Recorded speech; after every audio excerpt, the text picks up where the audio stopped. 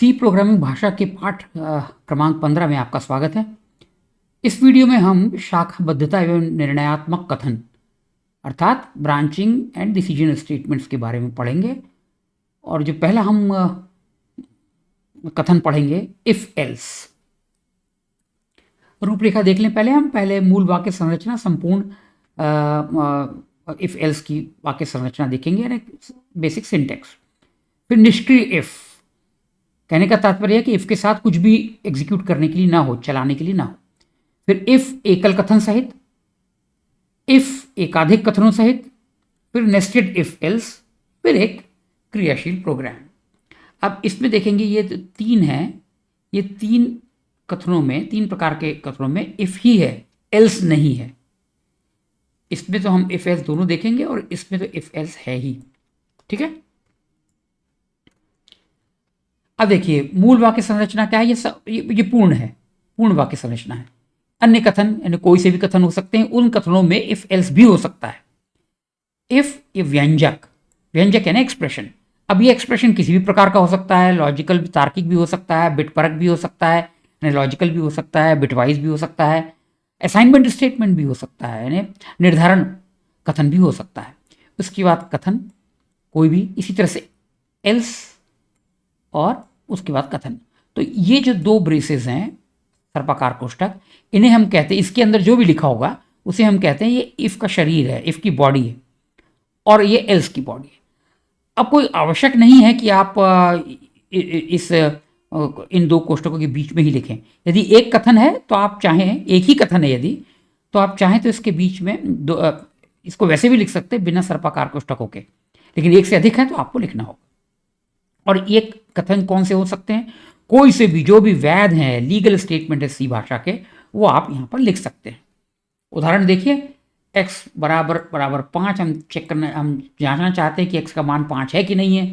यदि है तो ये दो कथन एग्जीक्यूट होंगे, नहीं है तो एल्स भाग चलेगा और ये दो कथन, दो स्टेटमेंट चलेंगे और एग्जीक्यूट होंगे। एक बात और, इफ एवं एल्स कुंजी शब्द हैं। कहने का तात्पर्य ये कि इनका प्रयोग किसी अन्य कार्य के लिए नहीं किया जा सकता, मात्र उसी कार्य के लिए करेंगे जिसके लिए ये परिभाषित हैं। अब एल्स विहीन इफ, यानी एल्स नहीं है इसमें, आप देखिएगा निष्क्रिय इफ, या कह दीजिए कि यहां व्यंजक यदि सत्य है तो इसके पास एग्जीक्यूट करने के लिए कुछ भी नहीं है। इसका उदाहरण देखिए, इफ x इक्वल टू 5, यदि ये सत्य है तो कुछ नहीं करना है, और असत्य है तो वैसे भी उसको इसके बाद के कथन एग्जीक्यूट करना है। और एक बात याद रखिए कि हम यहाँ टेस्ट कैसे करेंगे, व्यंजक का मान क्या। यदि व्यंजक का मान 0 नहीं है तो उसे सत्य या ट्रू माना जाएगा, चाहे वो कुछ भी मान हो, चाहे ऋणात्मक संख्या हो, पूर्ण संख्या हो, या वास्तविक संख्या हो।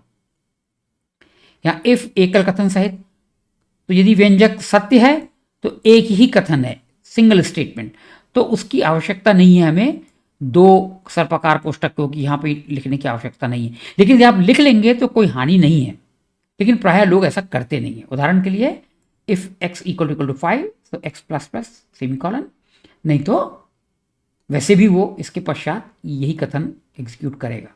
तो यदि एक ही कथन है इफ के भाग में, इफ के बॉडी में, तो उसे ब्रेसेस के अंदर लिखने की आवश्यकता नहीं है, लिखेंगे तो कोई हानि भी नहीं है। अब इफ एकाधिक कथनों सहित, कि ये अन्य कथन है, ये कोई से भी कथन हो सकते हैं। ठीक है, कोई से भी कथन हो सकते हैं। यदि ये सत्य है तो यहां पे जितने भी आप कथन लिखेंगे वो सारे एग्जीक्यूट होंगे, सारे चलेंगे।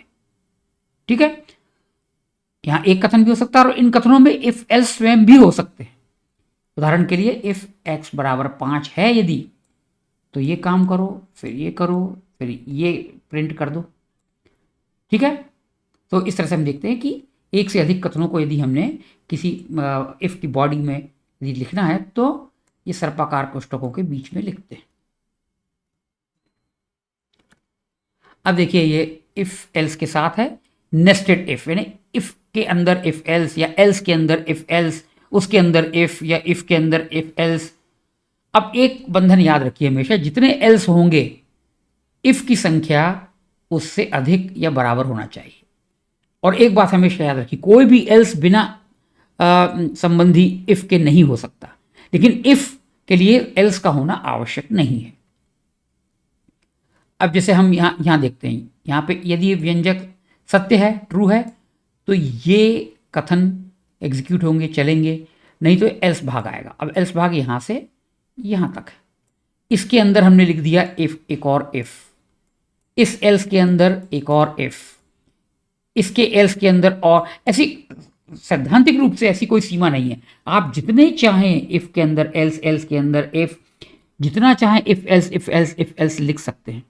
लेकिन सामान्यतः व्यावहारिक रूप से होता क्या है कि जब इसकी गहराई, इफ एल्स की गहराई 2 या 3 से अधिक होती है, तो हम अपना स्वयं का ही लॉजिक, जो प्रोग्राम का हमारा फ्लो है, बहाव है, वो हम भूल जाते हैं, हमें समझ में ही नहीं आता। तो इसलिए कोशिश कीजिए, प्रयास कीजिए कि इफ एल्स की गहराई 2 से या 3 से अधिक ना हो। दाहिनी तरफ मैंने एक उदाहरण लिखा हुआ है। यदि x का मान 5 है तो इक्वल प्रिंट करेगा, नहीं है तो ये एल्स भाग प्रिंट होगा, एल्स भाग एग्जीक्यूट होगा। तो इस एल्स के अंदर फिर वो पुनः इसकी जांच करता है, यदि x की मान 5 से कम है तो स्मॉलर प्रिंट कर देगा, यदि नहीं है तो फिर ये वाला एल्स भाग एग्जीक्यूट होगा और इसका इफ आएगा। तो इन तीनों में से कोई एक ही शब्द प्रिंट होगा, क्योंकि हर स्थिति में, हर एक स्तर पर हमने x का मान जांचा है कि वो 5 है कि 5 से कम है कि 5 से अधिक है। तो व्यावहारिक रूप से, सैद्धांतिक रूप से कोई सीमा नहीं है, आप जितना चाहें if else if else if else लिख सकते हैं। लेकिन जैसे मैंने पहले भी कहा है, हमें प्रयास करना चाहिए कि इफ एल्स की गहराई 2 या 3 से अधिक न हो। अब एक क्रियाशील प्रोग्राम मैंने छोटा सा लिखा हुआ है, वह देखते हैं। बाईं तरफ मैं इसको चलाता हूं, नाम मैंने प्रोग्राम का इफ एल्स ही दे दिया है। ये देखिए, दाहिनी तरफ आप देखेंगे तो ये तो मानक stdio.h हेडर फाइल है जो हमने इंक्लूड की हुई है। यहां पर मैंने इंट x, एक x पूर्ण संख्या चर घोषित किया है और उसका मान मैंने निर्धारित कर दिया इफ के अंदर ही। अब इसमें आपको संदेह नहीं होना चाहिए कि यहाँ तो ये तार्किक कथन नहीं है, लॉजिकल एक्सप्रेशन नहीं है, बिटवाइज भी नहीं है।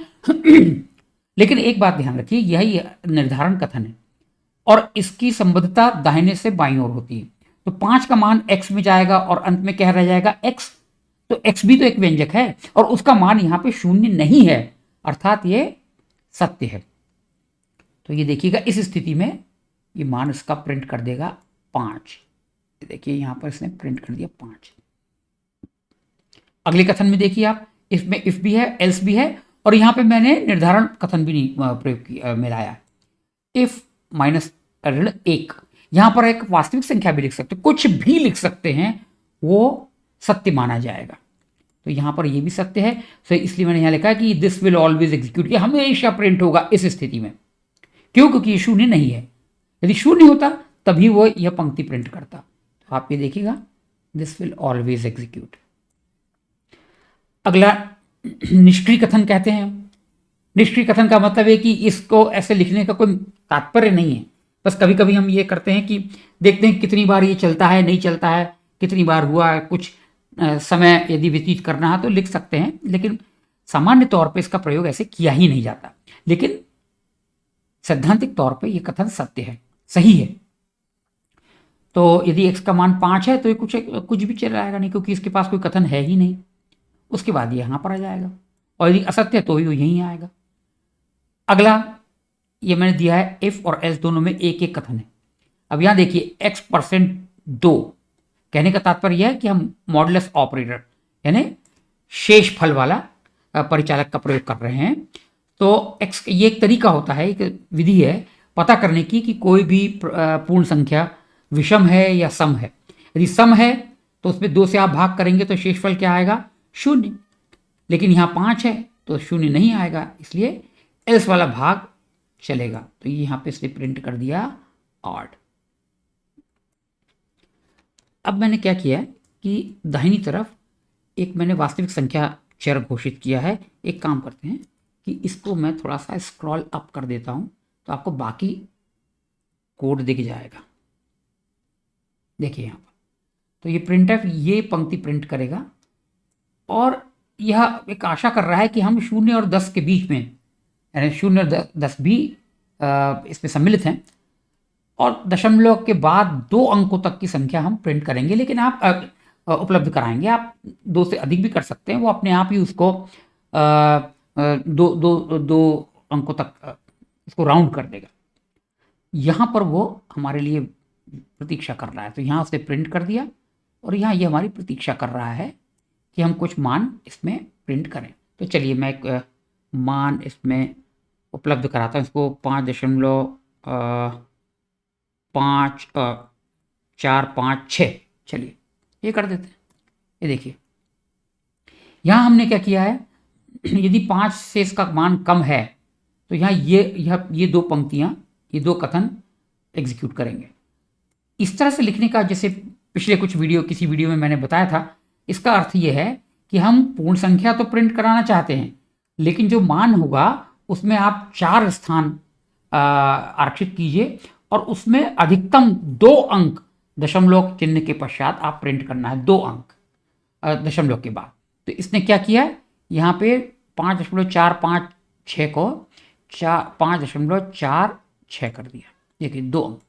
और ये अब हम देखते हैं कैसे। अब CGPA इसका मान 5 से कम नहीं है तो ये असत्य है, तो ये दोनों नहीं चलेंगे। तो कहाँ आएंगे हम, एल्स भाग में। एल्स के भीतर हमने फिर से इफ एल्स लिखा है, तो ये इफ ये जांचेगा कि CGPA का मान क्या 5.0 के बराबर है, नहीं है, तो ये 2 कथन भी एग्जीक्यूट नहीं होंगे। अब ये यहाँ पर आ जाएगा, इसके भीतर हमने फिर से एक इफ लिखा है लेकिन एल्स नहीं लिखा, हमने आवश्यकता नहीं थी। तो CGPA यदि 5 से बड़ा है तो यह कथन एग्जीक्यूट होगा और उसने तदनुसार यह प्रिंट कर दिया, योर CGPA इज 5.46, कॉन्ग्रेचुलेशंस। अब आपने खुद ही ना अनुभव किया होगा कि हमने सिर्फ 2-3 इफ एल्स एक के भीतर एक लिखे हैं, उसी में थोड़ा समझने में कठिनाई आती है। तो कल्पना कीजिए यदि 50 हैं, 25 हैं, 20 हैं, तो इसलिए सलाह यही होती है कि कभी भी नेस्टेड इफ एल्स का प्रयोग अधिक गहराई के साथ न करें। अब अगले वीडियो में हम शाखाबद्धता एवं निर्णयात्मक कथन का अगला उदाहरण देखेंगे, स्विच केस। और स्विच केस का प्रयोग प्रायः उन्हीं स्थानों पर किया जाता है जहां पर इफ एल्स या नेस्टेड इफ एल्स की गहराई अधिक होती है। अब यदि इफ एल्स की गहराई 1 या 2 है तो इफ एल्स से काम चलता है, अन्यथा स्विच केस, इसके भी हम उदाहरण अगले वीडियो में देखेंगे। इस वीडियो में बस इतना ही, धन्यवाद।